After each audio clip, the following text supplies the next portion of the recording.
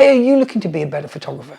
Dreaming of that extra bit of camera kit to make it happen, but you only got around $20 in your pocket, so that's not possible, right? Well, I'm here to tell you that your dreams of becoming the next Ansel Adams or Annie Leibovitz actually could just become reality. How? Well, good question. Well, let's dive into the whirlwind tour of the underwhelming goodies you can buy for just 20 bucks and make your photographic dreams come true. First up, of course, we've got the ubiquitous lens cleaning kit. That's right, folks, nothing says professional photographer like a squeaky clean lens, because clearly the smudges on your lens are the only thing holding your photographs back from greatness. Seriously though, this isn't a bad shout if your lens looks like it's been dropped through a mud bath. But, if your prime glass is just rocking a little surface dust, then although that cleaner might improve things a little bit, it's not going to rock your images into global superstardom. No, that's not going to happen. So next, what else could you buy? What about the ever glamorous memory cards? Yeah, mere $20, you can buy yourself a whole 4 gigabytes of storage. That's practically 200 old photographs if you shoot in the tiny image mode. JPEG the hell out of them with super compression. And I promise never ever to use burst mode, not with a card that small. Legend status pending, of course. How about this little gem? The cheap internet sensation tripod that looks rock solid in the photos until you actually put your camera on it. There's no feeling in the world like watching your $1,000 camera do an elegant pirouette and greet the ground because your $19.99 tripod decided gravity is an optional extra. Not excited yet? Okay, how about this? The reflector. Now, this can, in actual fact, be a game changer for lighting.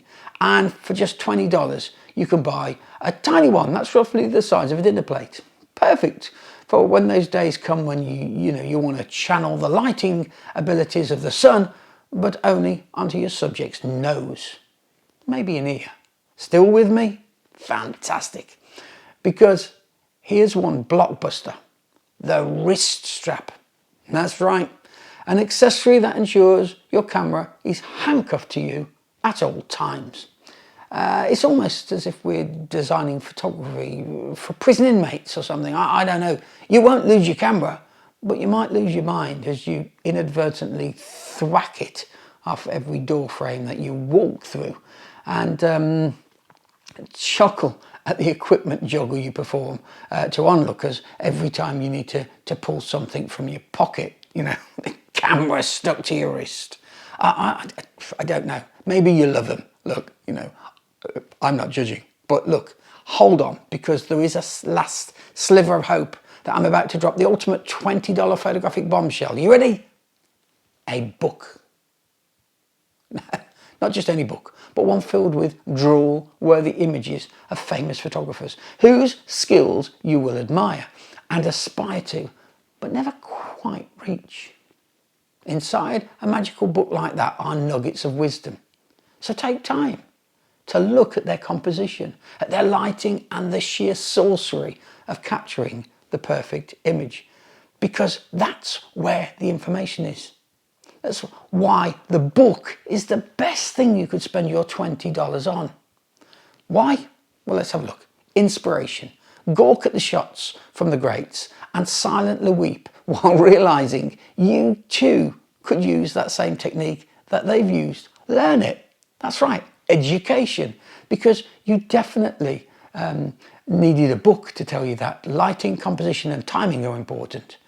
Just remember, when you have a camera in your hand, you still need to remember those things. Motivation. Nothing is like seeing the successes of others to remind you what you're missing. I mean, learn from the masters. Take time, study them. You'll improve no end if you do.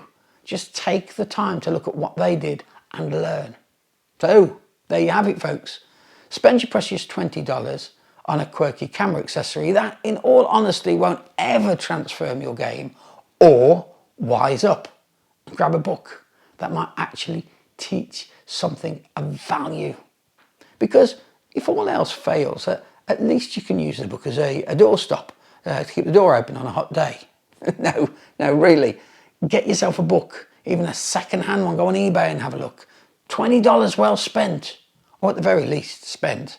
Look, I've lost control of the amount of times I've looked at a potential shooting location which has reminded me of a shot I've seen from another photographer and thought, I could use that in this image. And so it informs me, it guides me to my own shot. It's not just a copy, I'm not just doing a carbon copy of that, but I am using techniques that I've seen before from the greats. Which book should you buy? Well, that depends on what style of photography floats your boat. Go to the library, lend some books first of all, or borrow some books, and get an idea of which photographers inspire you. If you feel more inclined to, to do it without actually getting up from your chair, just search the internet. Do it now, after watching this. Well, certainly after watching another 2 or 3 of my videos in a row. The algorithm will love me for that if you do, so thank you in advance.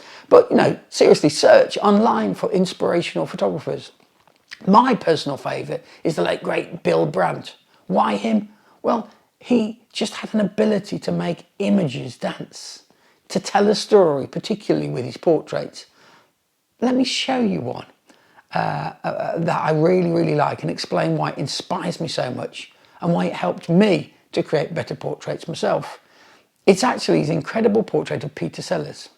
Take a look at this next video and I'll explain why I love that image quite so much.